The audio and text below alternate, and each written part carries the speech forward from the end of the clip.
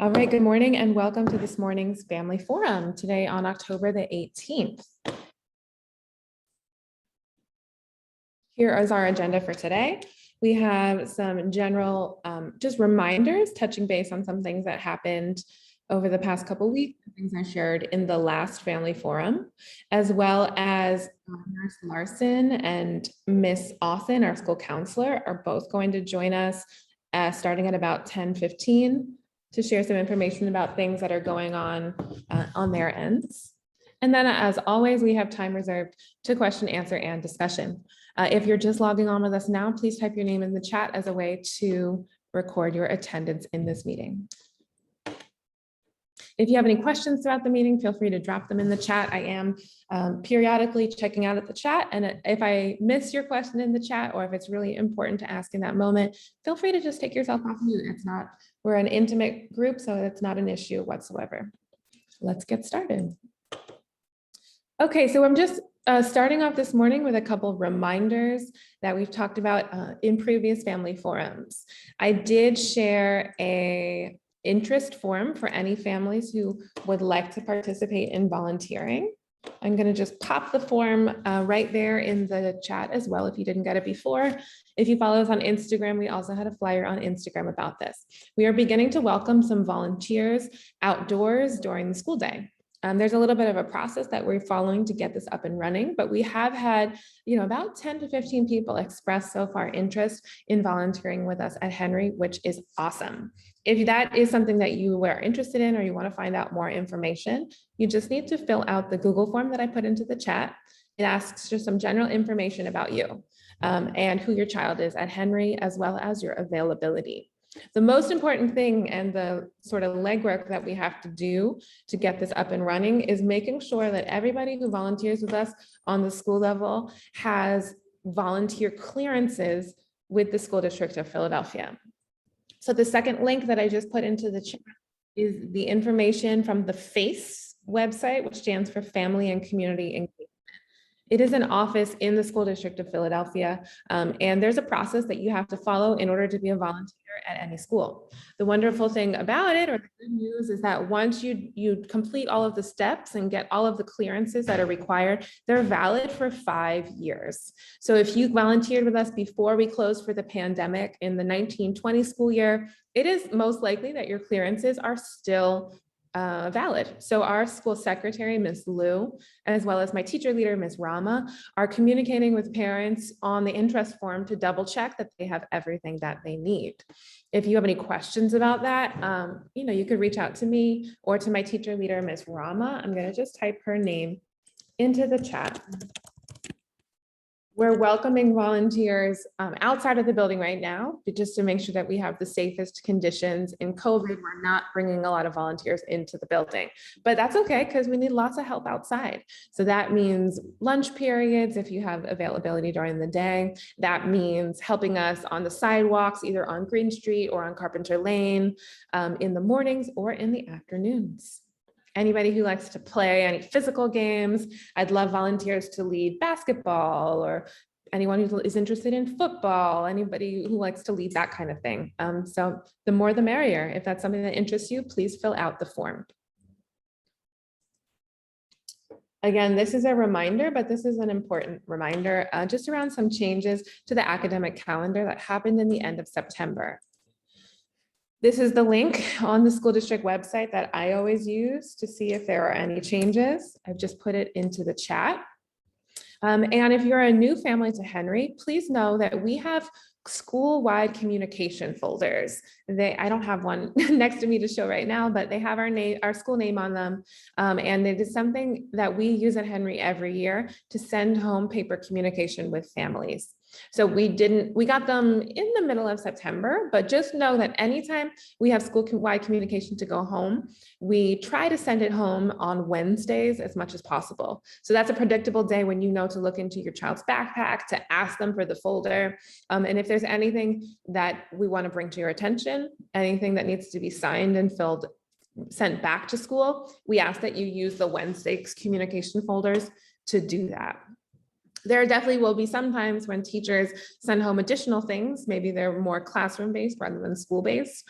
So communicate with your child's teacher around the expectations for the folders. Every teacher does it a little bit differently. And then finally, I want to just make sure that these early dismissals are on people's radar. The school district did, as I was mentioning, change the calendar.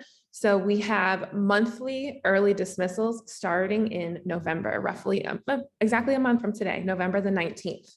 So these will be 3-hour early dismissals. So we'll dismiss around 12:15. You'll get more information coming up soon, but I like to just make sure that this is on people's radars because I'm sure it impacts family schedules and for some people work schedules as well. On those days, teachers will be engaged in professional development, so we won't have any school-based programming happening earlier. If your child gets picked up from an aftercare program, I would recommend ahead of time communicating with the aftercare program to see if they're going to be picking kids up early or not, because sometimes they do and sometimes they don't. And last but not least, we have 2 upcoming days in November when school is closed. November 2nd is Election Day. Go out and vote, but know that we are closed for Election Day. And also on November 11th for Veterans Day. And then last but not least, we do have report card conferences coming up in a little bit over a month, the end of November. These days fall right before the Thanksgiving break. So that is an easy way to remember them. They will be half days for students, and that's because we offer conferences in the afternoon from 1 o'clock until 3 o'clock roughly. If you're a new family to Henry School, just know that we have a process where we schedule our conferences. You will expect either a go sign me from your teachers or a Google form to sign up. There was a question I got in the last family forum around if these conferences are going to be virtual or in person. I'll definitely let you know by the next family forum. That has not been determined yet. The last thing to say just about conferences is that interim reports, which if you're new to Henry, an interim report is halfway through the marking period. Interim reports were shared last week. So they are fully virtual. It's not anything paper that's sent home, but what all parents should do, and I will send out a reminder if you haven't done it already, is to log on to your parent portal. There's something called the backpack, which shows you where the interim report is. And this is meant to be a touch point halfway through the marking period to make sure that everybody's knowing what grades to expect across all subject areas. I'd say that interim reports became much more of a widely talked about topic in the last year and a half or so since we've been virtual. I think parents are much more connected electronically than we were before the pandemic, which is a good thing. And I encourage all families throughout the entire school year, if you have questions about what you're seeing in your child's grade book or any information that's on your parent portal, such as their attendance, excused absences, unexcused absences, latenesses, please ask, because there are times when we make mistakes. Clerical errors can always be corrected. Or, your child might have said they turned in something and it might have been left in a backpack, or a teacher might have not had a chance to grade it yet, but they're really tools to use for communication. So make sure that if you haven't checked in on that, to check in on that. Thank you for the person who just put the message in there about January the 3rd. Yeah, I think that they changed that. You are correct. Thank you.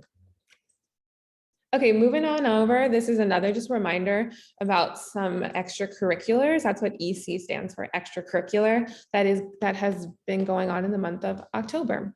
We do have a basketball club, I'm calling it, for fifth to 8th grade, male and female students.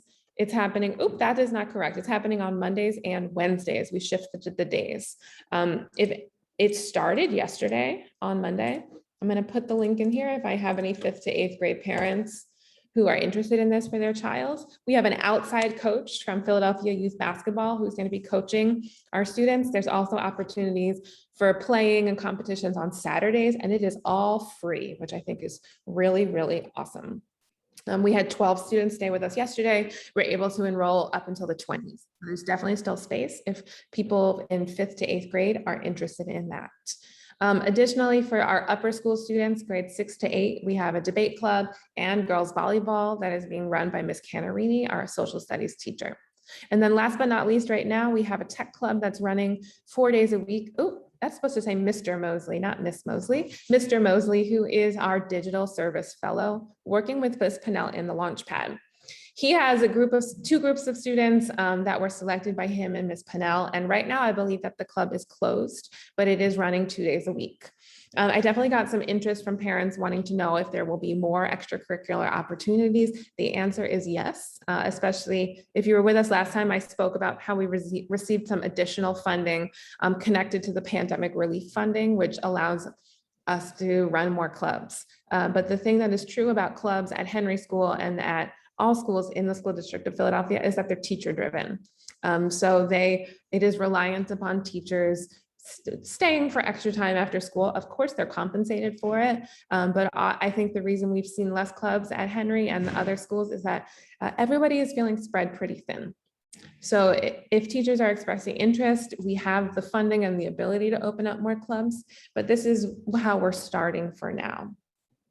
I see a question about the basketball club. Yes, the basketball club is after school at Henry. So they're in the gym in our building, as well as there's also a component of it where they're doing some classroom-based learning about basketball. And I see that Natasha just gave a little bit more information in the chat. And yesterday was the first day. It just started. And registration is still open if anyone's interested. Okay, I wanted to shift for a moment and see if my two guests have joined. They have. Nurse Larson, I see that you are logged on with us. I wanted to talk a little bit about this COVID pre-screener and share it, and also give you the space just to share information about nursing and updates connected to that. Hello, everybody. So I just wanted to, there's a lot of questions that I'm getting regarding COVID and what's going on in the school. So I just wanted to address some of the frequent questions that I'm getting, and then I'm open to questions that you may have. So first of all, I just want to say, if your child is vaccinated, just let me know right away. Email me the records, because should they be exposed to COVID in the school, that means that they don't have to quarantine. So it's very important that I have the records of that here in school. However, if your child is vaccinated and they do get COVID anyways, they still have to isolate. So that's a different story. That does happen, but just FYI. Another question that I get a lot is about siblings. Let's say you have a couple of children in the school. One of your children is quarantining because they were exposed to a child that tested positive for COVID in the classroom. The other sibling does not need to quarantine, because that's called a secondary exposure. However, if your child that's in quarantine becomes ill and tests positive for COVID, then the sibling will have to quarantine. So it's a little confusing. And just so you know what to expect, if there is an exposure in the classroom, in the school, and your child is considered to be a close contact of the person who tested positive, they will have to be sent home and quarantined for 10 days. And the quarantine starts the day after exposure. So the day after exposure is quarantine day number 1. And there is a way to test out of quarantine early, which is a little confusing, but on day 5 of the quarantine, you can actually test out early with a negative test to come back on day 8. And this is because of the, you have to wait until day 5 because of the incubation period of the virus. And just don't send your kids in sick. That's the main thing. If they have any of these symptoms, follow the preemptive screener.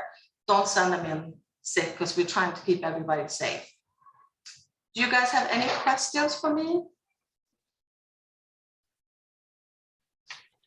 I have a question. I'm Gina. If you already sent information to the school district regarding your child's vaccination status, do you still want it directly emailed to you? Yes. Okay. Because I'm not sure whoever you sent it to in the school district may not have entered it into the computer. So yeah, got it. To me, you don't have to send it to the school district, just send it to me. Okay.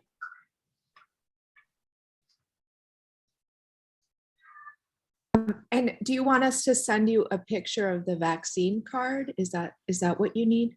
That is totally fine, yes. You Okay. can send me a picture of the vaccine card. You can email it to me. I also have a Google Voice text number. If it's easier to take a picture and text that to me, you can also do that. Okay. Well, thank you.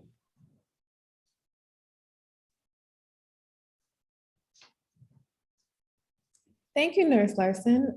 Is there any other information, like frequently asked questions that you've been getting, or I think maybe not even connected to COVID, that's important for people to know? Say again, Ms. Davis, I missed the last part. Yeah, I just thought, also anything, connected to vaccinations or anything that might not be COVID related, that's important, like Yes. medicine at school or inhalers. Absolutely, anything. absolutely. So if your child needs to use a medication here in school, like an inhaler, or if they have an EpiPen, there is a form that has to be signed. That if you contact me, I can give you that form. Your child's doctor will fill out the form, and then you can send in the medication to me. And then we'll take it from there. And also, if you're new to the school, just let me know if there's any kind of chronic condition or allergy, that your child has any food allergy or anything. It could have gotten missed. You may have filled it out somewhere, but just to be on the safe side, if they're new to the school this year, just email me and let me know. As far as you need to know, yes. do you need to know if they take medication only at home? Do you need to know that information, or just only if they need it at school? Just at school. Just okay. At school for now, yes. Or any major like chronic conditions, if they have seizure disorder, anything like that, that's important for me to know. And then Nurse Larson, there was a question from Andrea in the chat asking, I think I know the answer, but it just says, will Henry start testing 5 to 11-year-olds per the new PDPH recommendations? Do you know anything about that? To do like routine testing, or are you talking about symptomatic testing? You're probably talking about routine testing. There's no plans of yet for us to just do routine testing of kids. I haven't heard anything about it yet. I know it's in the talks. I know they've been discussing that for a long time, but as it is now, we're only doing symptomatic testing. So if a child develops symptoms at school, it could be, we have a whole list of symptoms, COVID symptoms. And then if a child comes to me, then I have to evaluate whether I should test them or not. And I take a lot of things into considerations, like, do they have allergies already? So maybe that's why they have a stuffy or runny nose. Do they have asthma? Maybe that's why they're coughing. So I have to take a lot of things into consideration when I decide whether I should test somebody or not. But, if they do have the symptoms, then we do a test here at school.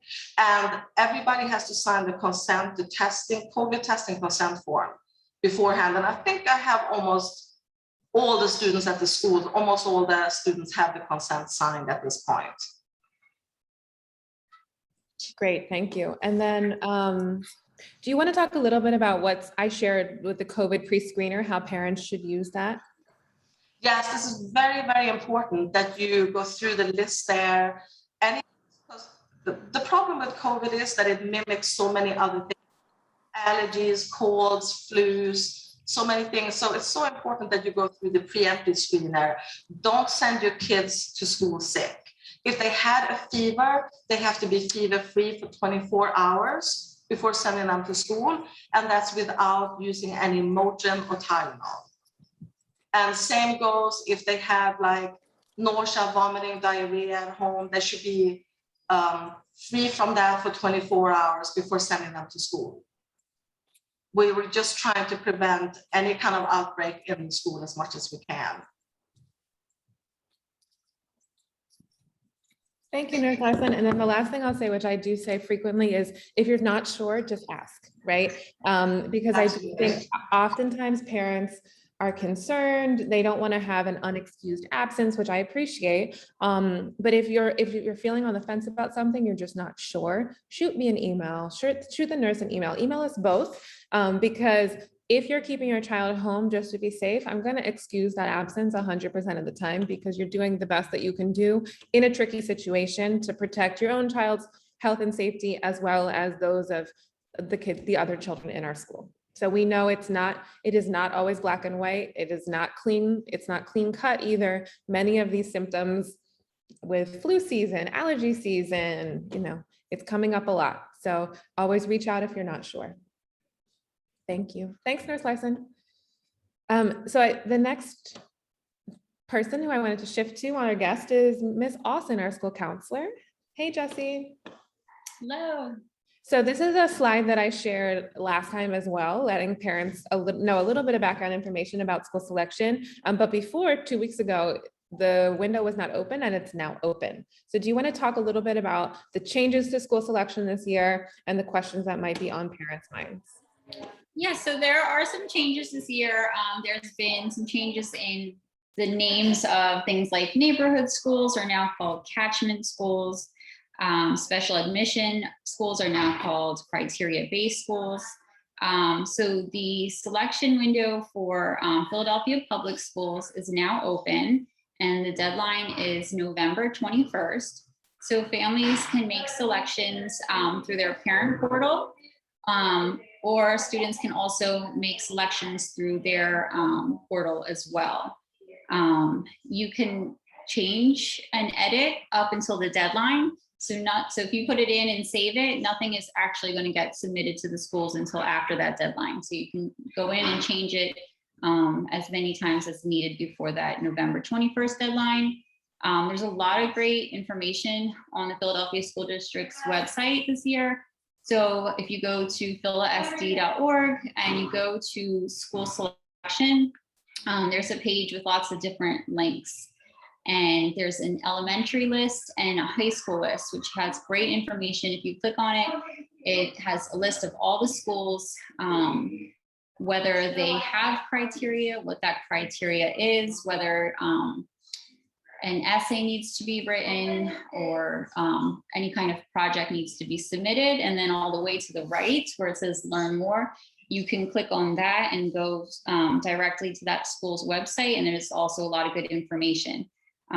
You can set up tours and shadow days using Google Forms. A lot of the schools have links for that on their website. So this is, some great information up right now. Do you have any questions? There are a lot of changes. I think that's kind of summarizes some of the bigger changes, but if you guys have any specific questions, I'm happy to answer those. Ms. Austin, let me just highlight a couple things, frequently asked questions that I get. If you are an out of catchment family, as it says on the slide, but you want to apply for it, you want your child to come here next year, maybe they're a rising kindergartner or in another grade, and you don't live in our catchment boundaries, you always have to apply during school selection. And it can be tricky for folks because the period closes, what did you say, Jessie, November 21st.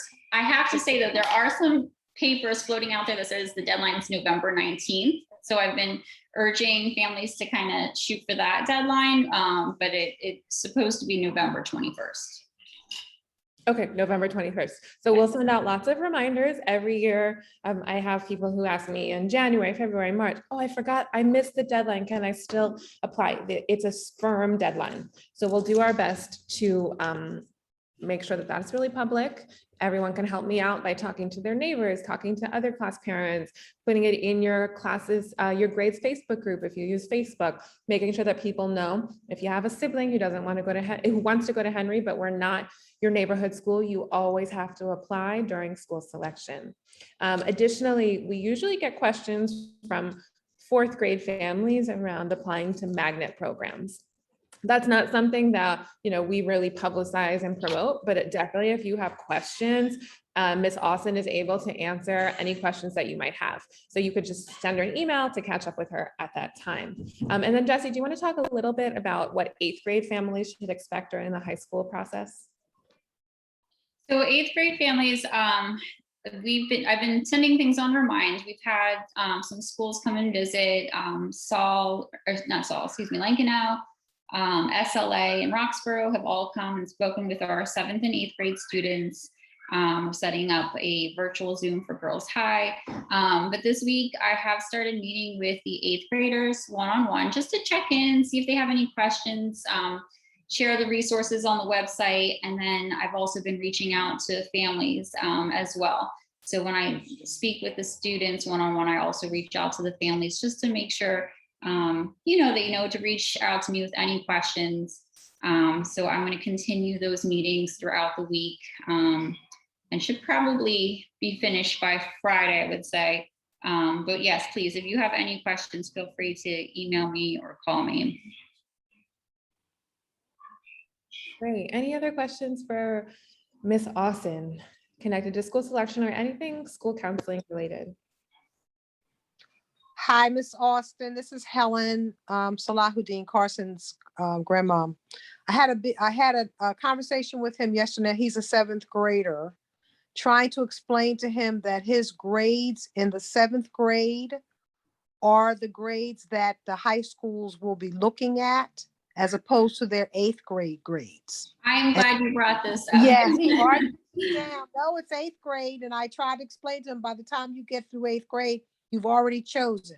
So I think that I was just wondering whether or not we've had that conversation, or that's something that should be stressed to the 7th graders, that their grades now are so very important. That was stressed to the 7th grade when I came into the classrooms in the beginning of the year, and that has been stressed by all of our presenters that have come from the high schools, just how important the 7th grade year is. But that also, I'm glad you brought it up, because that is a change for this year. So students that are in 8th grade applying to high schools, the high schools that are criteria based have been instructed to look at either 6th or 7th grade performance, depending on which is the better year. So I know 7th grade was a struggle for a lot of students because of, being virtual, and maybe their 6th grade year was the better year. And so then schools would look at that, their criteria from that year. I don't know what that's going to look like for students going into 8th grade next year. But yes, it has been stressed just how important the 7th grade performance is. And there's a Thank question, you. Ms. Austin, in the chat asking about the writing criteria or the rubric that's going to be released. Is this still in process of being finalized? Do you have any information to share about that? Yes, thank you for bringing this up. So when you go to that school selection page that I mentioned, and you go to step 1 and you look at the school list and it has the criteria, it will also say whether there's like a writing sample or a project that needs to be submitted. A lot of times you can click on the Learn More link and they'll give more information.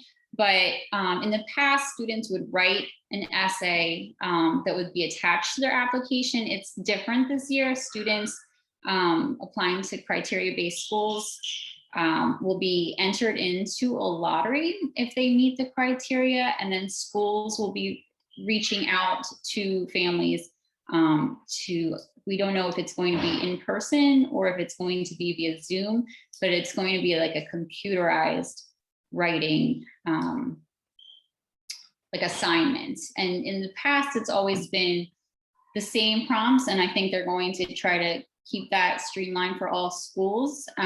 It's been, who am I?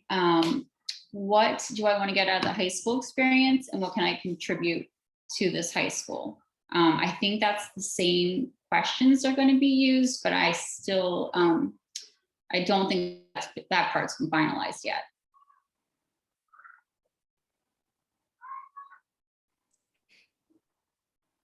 Great. There's another question in the chat from Allison. Can you talk about the efforts to increase equity in the admissions process? Yeah, so a lot of these changes are taking place because the school district wants to use like an equity lens.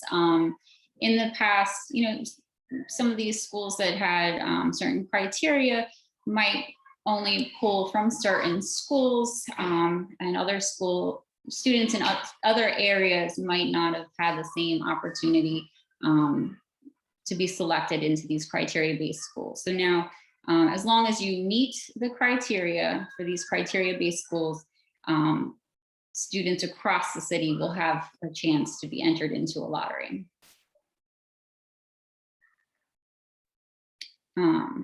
So if that makes sense, that's part of the equity lens that they're using this year.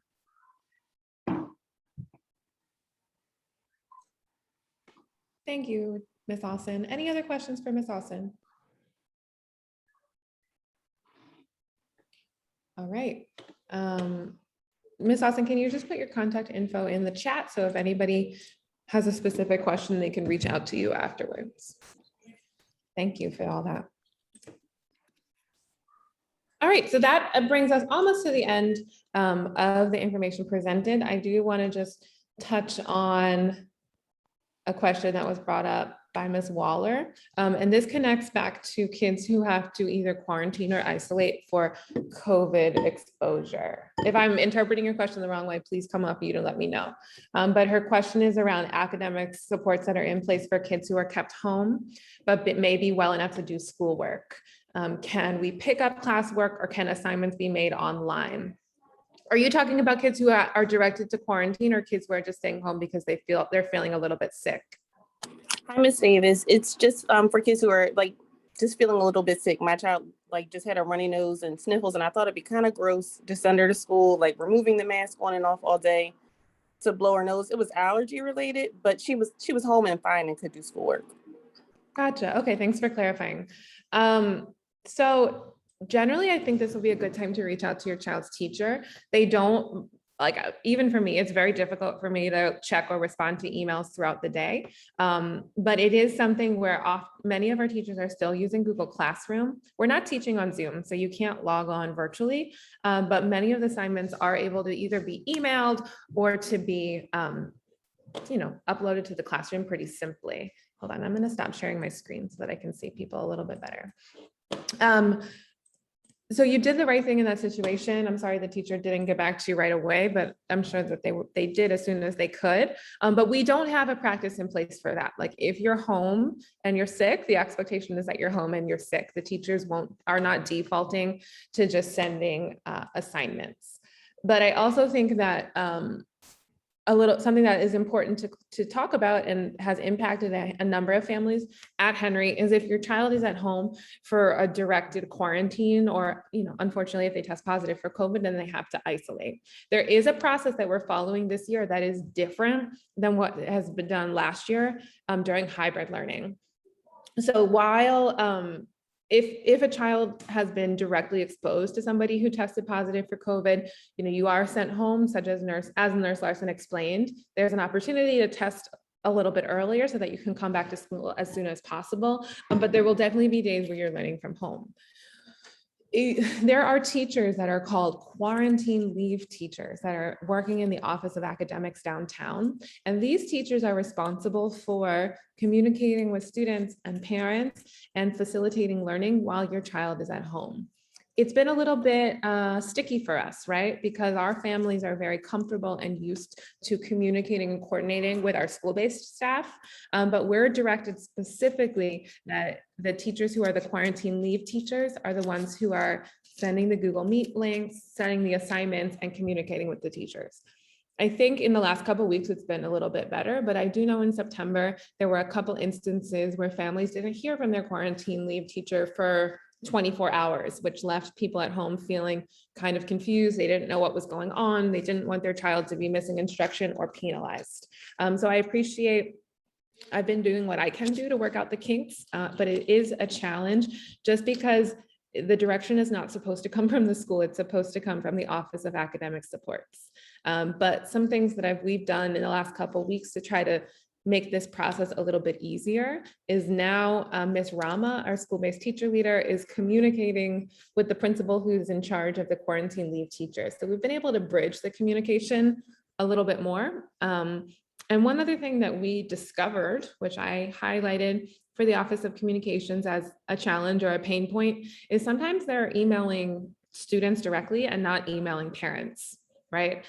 I don't expect a 6-year-old to check their email or a 7-year-old to check their email. And some parents log on and check it for their child, but I think I let them know that that wasn't working for us and asked them to communicate more directly with parents, because we had a couple families say, I didn't hear. And then, you know, I'm always a detective, so I can check all the kids' emails, and then I'm like, oh, it's buried in the email. So I think that they have shifted that practice, and people have been receiving the communication a little bit better. But that is something that we discovered wasn't working for folks. Of course, I know it is just hard in general when you feel cut off from the school community and your child's teacher. I think if your child's at home, it's a natural inclination to want to hear from your child's teacher. You want to check in, you want to ask them for the assignments, but we are given the guidance that it's supposed to come from the Office of Academic Supports. So thank you for coordinating with us. Parents are reaching out to me if it's not working for them, and we're doing the best to problem solve behind the scenes. I just saw another question from Amy on a different topic, asking about the dumpster in the lower yard and how long will it be there. That is from the water pipe that burst last Friday on National Bosses Day. We had a flood in the building. And so we had to throw away a lot of things that were damaged by water, which is why that dumpster's there. So it got delivered on Friday afternoon. It's been filled. The leak was in a closet that is a custodial's closet. So a lot of things in the dumpster came out of that custodial's closet. It's not things from classrooms or anything like that. But yeah, they put it there, and I'm not sure when it's going to get picked up, but that's why it's there. Yeah, it was a great Bosses Day. Hi, Sylvia. Do you have a question? Hi. Yeah, I just wanted to follow up about the broken water pipe. I was wondering how much water was actually in the building, because I've heard different things through kids. And also, you know, is there a concern about mold, depending on how long the water was in the building? And has the district done an air quality check or anything like that afterwards? Sure. I don't think any kids actually saw the water because I shut down the whole basement. Yeah, that's what I thought too, but Yeah. they still seem to know how much water there was. So well, that is the rumor mill. No, so my building engineer starts his day at 6 o'clock every morning. So on Friday or Thursday night, when we put the school to sleep for the night, everything was fine. And when he came in at 6 o'clock, there was a considerable leak. So the leak originated from a pipe that is in the wall on the side of the building that faces Green Street. So if you've been in our building, it's the side of the building where the art room is, and our 6th, 7th, and 8th graders come. I call that staircase A. It's on the corner of Green and Carpenter. So the pipe that burst was a water pipe, and it was in that side of the building. So the water flowed from that corner and it moved over. So our building floor is not entirely flat. So there were parts where there was more water, and there were parts based on the sloping of the floor where there was no water, but it did come all the way over to the cafeteria. It wasn't like a measurable amount of water. I was walking in it with my shoes. We're not talking about inches and inches of water, but it was enough water that kids and teachers couldn't be down there because it had to be cleaned up. So it was cleaned up by our building engineer and some of the custodial staff who works at Henry Houston up on Allen's Lane. They came and pitched in, and we were able to continue programming down in the basement later on that day. And we just gave the art teacher some time to clean her room up because many things on her floor were wet, but she had kids back in her room yesterday. It got cleaned over the weekend. So the aftermath of that is that, the district did respond immediately. The director of environmental management, Stephen Link, was with me in the building on Friday morning. I also was concerned, whenever there's moisture, there's a potential for mold. So they were there cleaning all weekend. They're still cleaning and still repairing. And specifically in this large custodial closet that was pretty soaked, everything's getting removed and they're attending to it. So they're doing what they need to do. And it's continuing throughout the week. Okay, thank you. But I mean, in addition to cleaning, it's important, like if walls got wet, what about making sure everything gets dried properly? Yeah, that's what they're doing. Oh, so okay. They work from 3:30 to into the evening hours. Okay, all right, thank you. Well, I'm glad to hear it wasn't up to the cafeteria tables. Oh, no. Yeah. Okay, thank you. You're welcome. I'm just checking to see if I missed any other questions that were in the chat. I think. Hi, Ms. Davis. I have a question. I reached out to you a bit ago about the practice of putting the lunch boxes on the stairs at recess time, and how my daughter, unfortunately, in the practice of or in the process of hopping over them to get down the stairs, fell and fractured her arm a few weeks ago. And so I had asked whether that could be changed, if the lunchboxes can be moved to the side. I'm still having like visions of her hopping over them and falling again. Yeah. I'm not really Mr. sure Wilson, do you if I wanna- get the full story of what's going on at Yeah. recess. I know they weren't using the upper schoolyard, but from what I'm hearing from a third grader, which I don't know how accurate it is, they are still kind of going up and down the stairs or sitting on the stairs. And so So the lunch boxes are on half of the stairs. We don't use the upper yard because we use it for gym outside. And right. if there's a clear pathway, the lunch boxes are on one half because, Okay. but there's a walkway. But Mr. Wilson, you're the administrator outside during that lunch period. Do you want to talk a little bit more about that? Yes, hi, and thank you for your question. Yes, I know we had spoke about that before. So as a compromise, the lunch boxes are put on the first two steps Mm-hmm. of the stairway, and there is a and they're put on the left half of the stairway. So therefore, there's an Okay. open for individuals to go. Okay. And the reason why that's so because we try to keep our scholars off the stairs during recess, but when they Right. come up to actually get the lunch boxes, they can just simply bend over one on the bottom or the second to retrieve the lunch boxes and then go off to keep scholars from jumping off of the stairs and all of the things going into class. Okay. Yeah. I guess I don't know how much what I'm hearing, whatever. She just kind of sounds like it's not really enforced that they have to stay off the stairs. If they have to, then that's probably a good thing. But we try to yeah. we try to keep them off as much as possible. Okay. We try to keep that traffic clear. Okay. When there's no gym, we'll allow our scholars, for example, they want to play football or they want to play soccer, but we make sure that pathway is clear. Okay. But there is a clear path now, so they don't have to climb over things to get up and down. And I physically put lunch boxes on the first and second stairs. Okay. So I do that intentionally to make sure that pathway is clear. All right. Thank you. You're welcome. Thanks, Rebecca. Reggie, I think I saw you had raised a hand.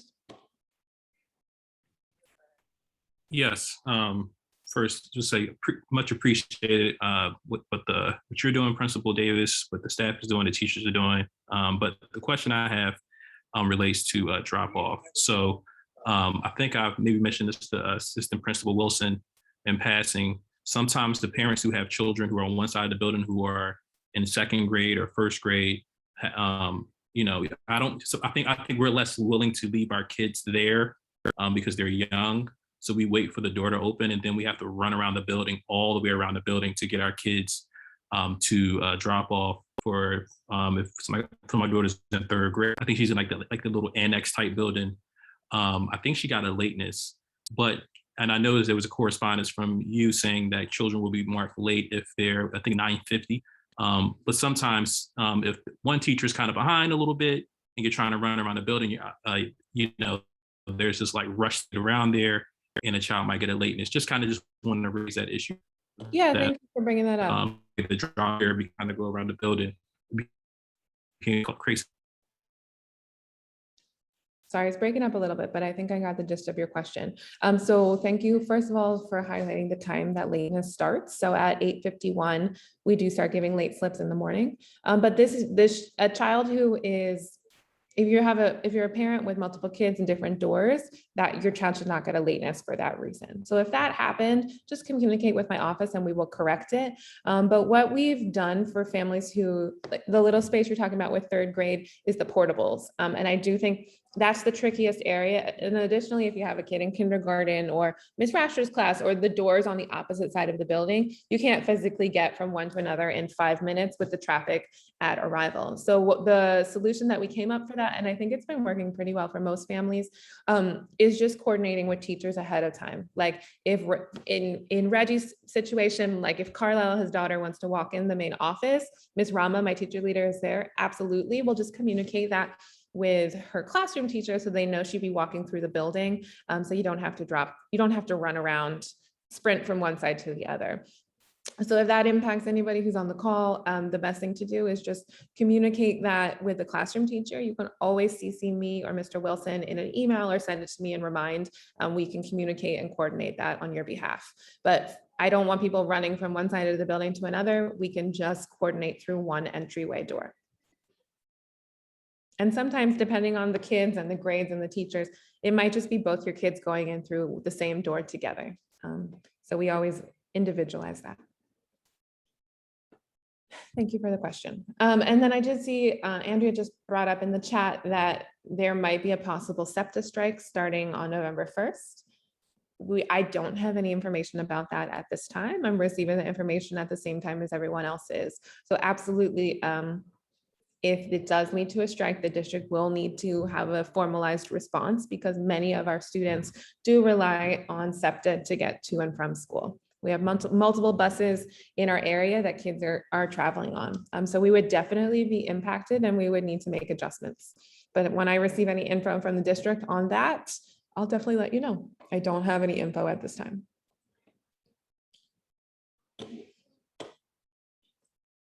Of course, you're welcome. Are there any other questions? Yeah, Gina, I see a raised hand.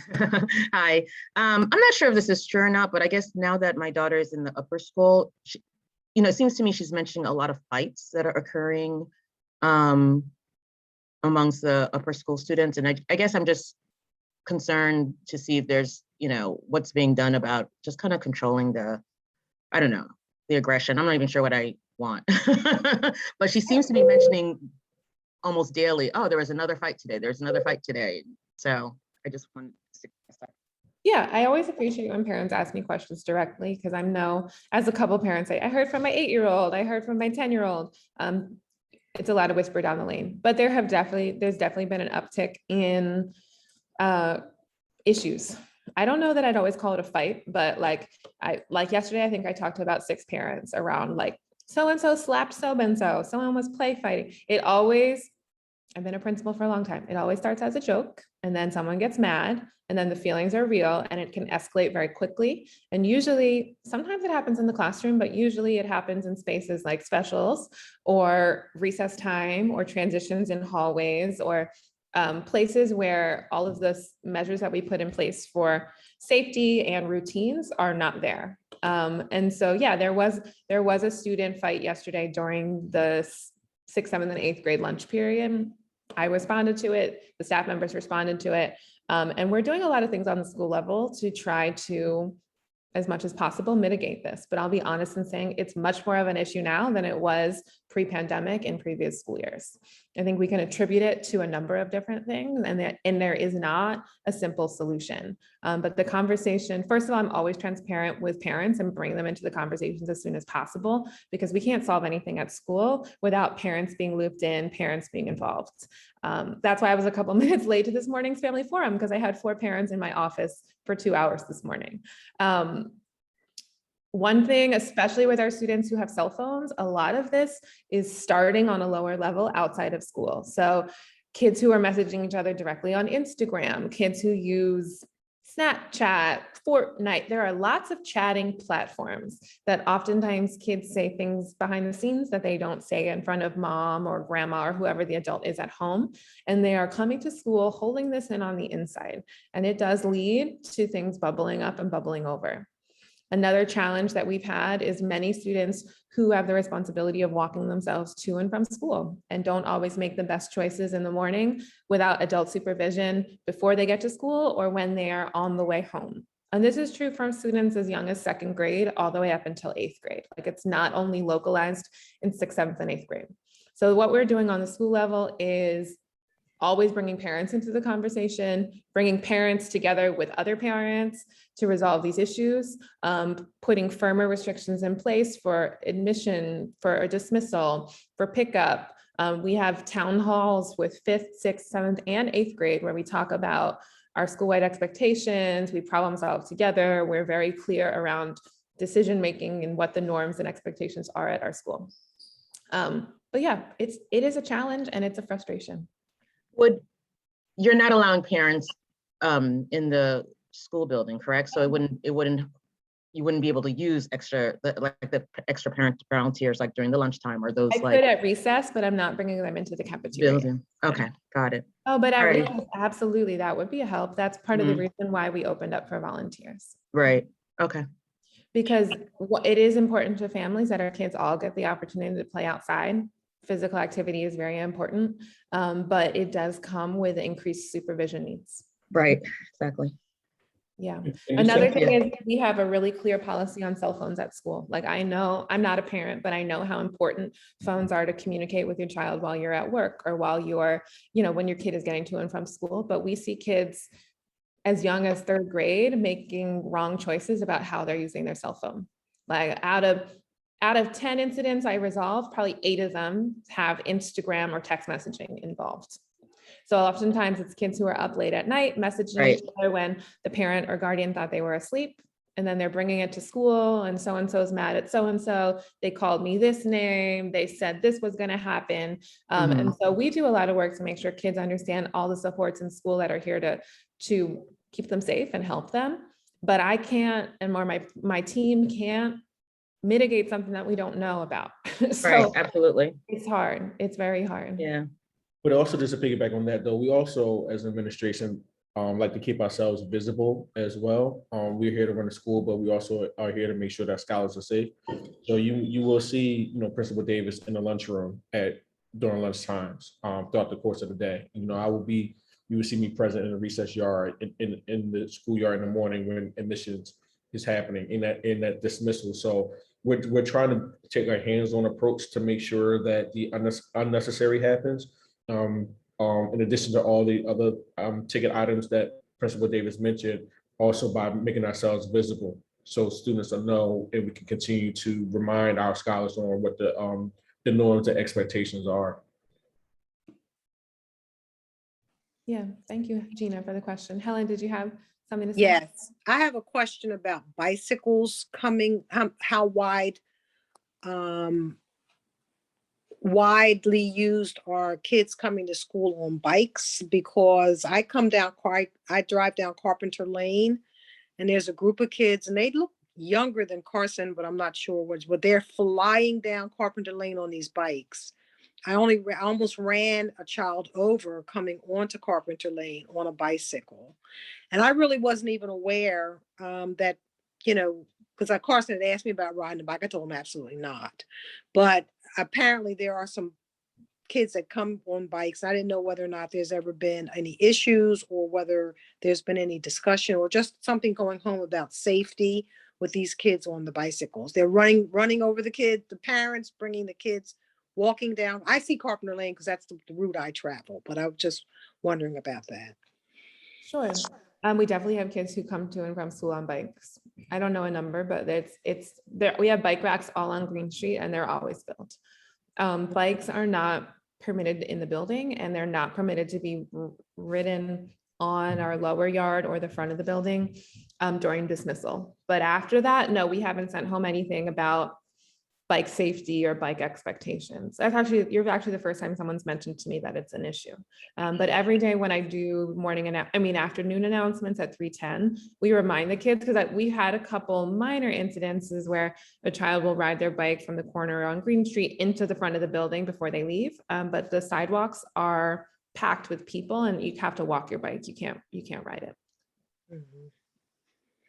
But I believe the guidance, and parents on the call, please correct me. I believe the guidance from the city is that kids are supposed to ride on the sidewalks, right? Not in the street.